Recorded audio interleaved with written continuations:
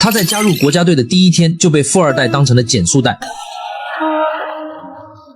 他侥幸没有当场昏死过去，但剧痛瞬间从脊椎炸到指尖，耳鸣声像钢针扎进太阳穴，而那个富二代却坐在车里无动于衷，竟还在假装犹豫要不要下车施救。原来那张光鲜的脸面永远排在良心前面，最后他选择了最肮脏的选项，肇事逃逸。此刻阿俊正举着手机跟痴呆的奶奶视频通话，幸好旁边的护工察觉到画面突然抖动倒地，第一时间按下急救号码。가족은 할머니뿐인데 힘내세요. 아이고 어떡해요. 네, 피해 환자 복강내 치료에 하지골절 의심됩니다. 富二代逃回私人地下车库，立刻命令修理工封死所有痕迹，尤其强调绝不能让他父亲知道，因为这直接关系到1000亿财产的继承权。他那位看似温柔的妹妹随即出手，派人扫清附近路段所有行车记录仪的存储卡，同时通知警局内部眼线秘密抹除整条街的监控，最后安排洒水车把路面冲刷得像什么都没发生过。整套操作行云流水，毫无破绽。他们以为就算阿俊醒来也翻不出浪花，但他们低估了阿俊骨子里的硬气，也低估了父亲那双从没看走眼的老辣目光。父亲只扫了一眼爱车，就发现被人精心动过手脚，但他没有声张，只是默默上车检查行车记录仪，发现里面的影像已经被彻底清空。 용서해 주십시오, 회장님. 고양이 피하다 난간을 들이박으셨다는데 다친 사람도 없고 사장님들께서 절대로 말하면 안 된다고 하셨습니다. 此时阿俊在医院病床上绝望地睁开眼，当他低头看见右腿裹满厚重的石膏，心里那盏灯瞬间灭了。他知道足球这扇大门已经对他永久关上，虽然术前早有心理准备，可亲耳听到医生说再也不能踢球时，泪水还是不争气地涌了上来。 최선을 다하는 건요. 하루도 빠짐없이 15년을 넘게 매일 새벽 5시에 훈련하는 거예요. 자기 이름은 까먹어도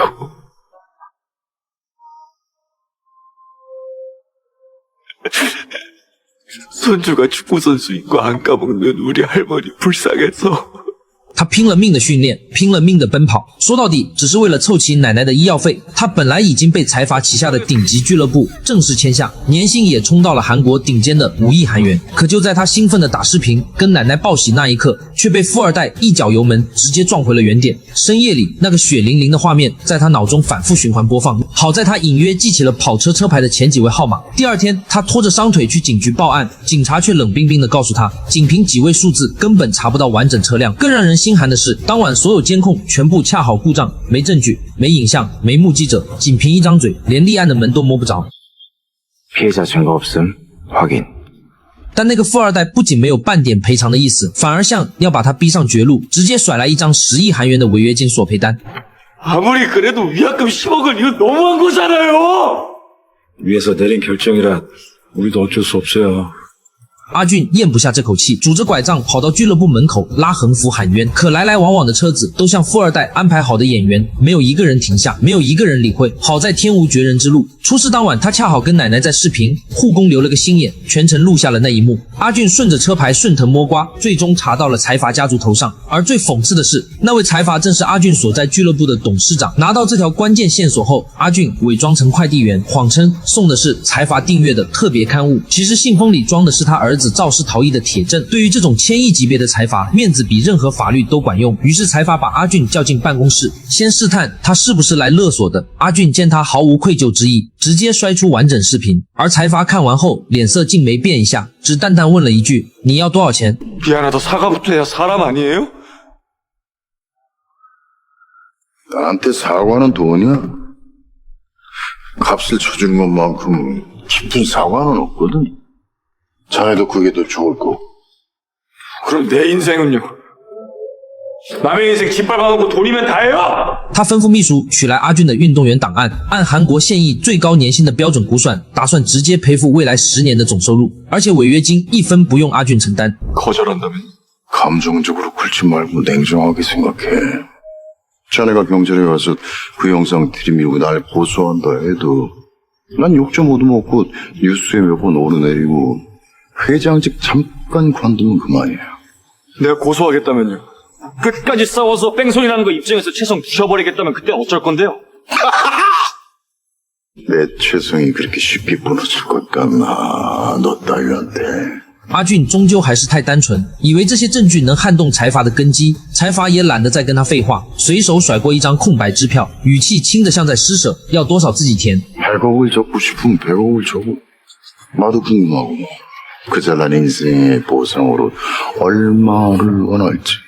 在韩国，财阀就算犯了错，他们自己就是规矩的书写者。谈判结束后，阿俊一个人坐着发呆，他盘算着那笔钱足以填满他所有愿望，既能治好奶奶的病，也能给他换一间向阳的大房子。可这一刻，他分不清这是命运的馈赠还是嘲弄。当视频接通，奶奶出现在屏幕那头，她眼泪像断了线的珠子往下砸。奶奶连自己的名字都记不清了，却还死死记得孙子的球衣号码。那一刻，阿俊心里的愧疚比腿上的伤更疼。为什么麻绳专挑细处断，厄运偏偏追着苦命人跑？与此同时，财阀对自己的2个孩子彻底失望。身为未来继承人，连车祸这种小事都擦不干净尾巴，他必须重新审视会长的接班人选。于是紧急召集董事会，打算公开撤销2个孩子的继承资格。2人瞬间慌作一团，为了争那个位子，他们已经押上了全部筹码，现在只能赶在开会前拼命求父亲最后一点原谅。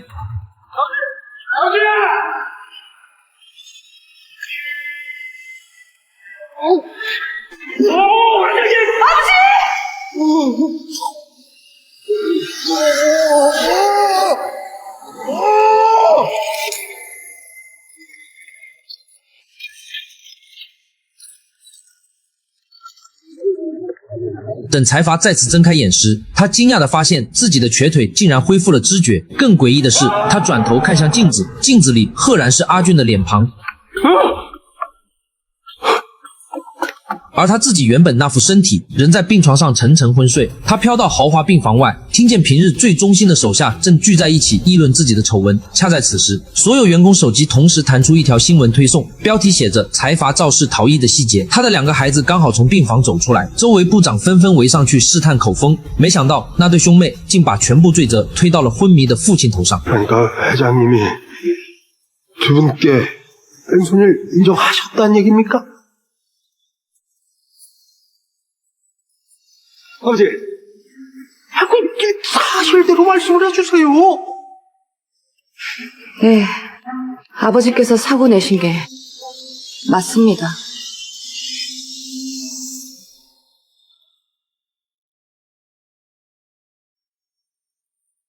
맡긴 개뿔이 맞냐? 이 망할 놈의 새끼들아!